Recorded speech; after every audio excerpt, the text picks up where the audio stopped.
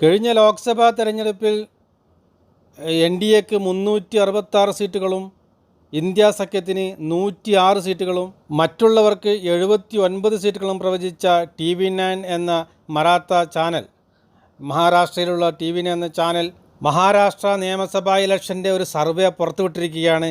കഴിഞ്ഞ ലോക്സഭാ തെരഞ്ഞെടുപ്പിൽ BJPക്ക് അനുകൂലമായ സർവേ പുറത്തുവിടുകയും 366 എന്ന ഉയർന്ന ഒരു സീറ്റ് നില കൊടുക്കുകയും ഇന്ത്യ സഖ്യത്തിന് വെറും കേവലം 106 സീറ്റുകൾ പ്രവചിക്കുകയും ചെയ്ത ചാനലാണ്.